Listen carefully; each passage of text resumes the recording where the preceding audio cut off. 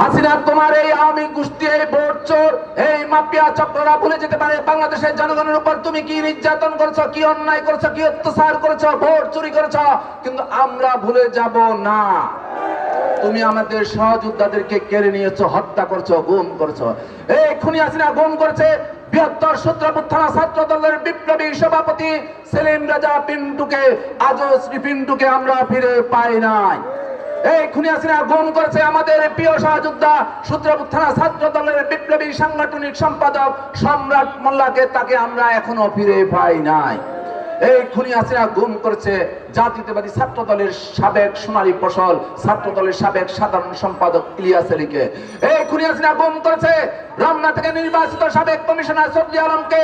এই খুনি হাসিনা গুম করেছে আমাদের সবুজবাগ থানা ছাত্র দলের বিপ্লবী সভাপতি মাহবুবুল হাসান সুজনকে, বিপ্লবী সহসভাপতি কাজী ফরাদকে, খিলগাঁও থানা ছাত্র দলের প্রচার সম্পাদক মাহমুদুল হাসান রনিকে, মতিঝিল থানা ছাত্র দলের যুগ্ম সম্পাদক মিজানুর রহমান টিটুকে নির্মমভাবে হত্যা করেছে খিলগাঁও থানা ছাত্র দলের সাধারণ সম্পাদক নুরুজ্জামান জনিকে। তখন নুরুজ্জামান জনির স্ত্রী সন্তান সম্ভবা ছিলেন। সেদিন তার সন্তান ভূমিষ্ঠ হওয়ার পর পিতার মুখ দেখে নাই, পিতা নামে ডাক্তার দিতে পারে নাই, পিতার স্নেহ থেকে বঞ্চিত হয়েছে। সেসব কথা আমরা ভুলে যাব না।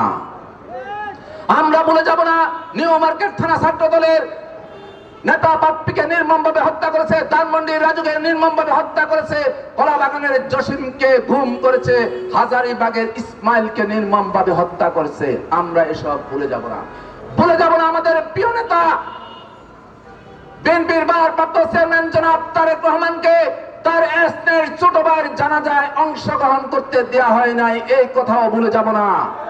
আমরা ভুলে যাব না প্রিয় নেত্রী আদর্শের জননী বেগম খালেদা জিয়াকে 40 বছরের স্মৃতিবিজড়িত বাড়ি থেকে বের করে দেওয়া হয়েছিল, সেটা ভুলে যাব না।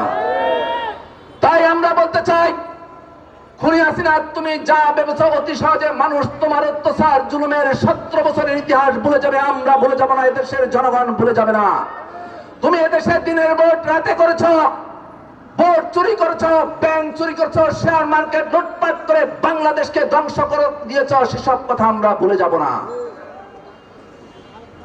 প্রিয় নেতা ঢাকা মহানগর দক্ষিণ বিএনপির আহ্বায়ক, ঢাকা মহানগর দক্ষিণের অবিভক্ত ঢাকার নির্বাচিত মেয়র জনাব সাদেক হোসেন খোকার কপাল থেকে রক্ত জড়িয়েছ, সেসব কথা আমরা ভুলে যাব না। ইঞ্জিনিয়ার ইশরাককে বারবার গ্রেফতার করে তার যৌবনের সোনালী দিনগুলা কারাগারে কাটিয়েছ, সেসব কথা ভুলে যাব না। ভুলে যাব না আমাদের সহযোদ্ধাদেরকে যখন গ্রেফতার করছ, তার আত্মীয় স্বজন যখন থানা হাজতে গিয়েছে, সেখানে যে দুর্ব্যবহারের শিকার হয়েছে, সেসব কথা ভুলে যাব না। ভুলে যাব না মায়ের সামনে থেকে সন্তানকে গ্রেফতার করে নির্যাতন করতে করতে থানায় নিয়ে গেছো, গার্ডে নির্যাতন করছো, সেসব কথা ভুলে যাব না।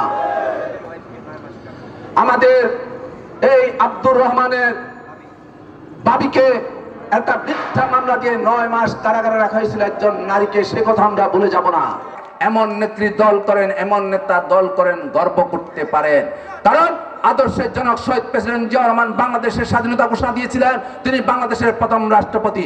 আদর্শ জননী বেগম খালেদা জিয়া বাংলাদেশের প্রথম নারী প্রধানমন্ত্রী এবং বাংলাদেশে সংসদীয় গণতন্ত্র প্রতিষ্ঠার মাধ্যমে গণতন্ত্র পুনরুদ্ধারের জন্য লড়াই করে তিনি আপসীন এবং mother of democracy Begum Khaleda Zia হিসাবে দেশের মানুষের কাছে প্রশংসিত হয়েছেন। তেমনি ভাবে আমার নেতা তারেক রহমান এই দেশের জনগণের কাছে কমিটমেন্ট করেছিলেন যে আমি আপনাদের গণতন্ত্র ফিরিয়ে দেব, আপনাদের ভোটার অধিকার ফিরিয়ে দেব, বাংলাদেশে আর কখনো দিনের ভোট রাতে হতে দেব না। তারেক রহমানের বক্তব্য, কমিটমেন্টের প্রতি আস্থা বিশ্বাস রেখে দেশের জনগণ জুলাই আগস্টের গণ অভ্যুত্থানে অংশগ্রহণ করে খুনি হাসিনার পতন নিশ্চিত করেছিল।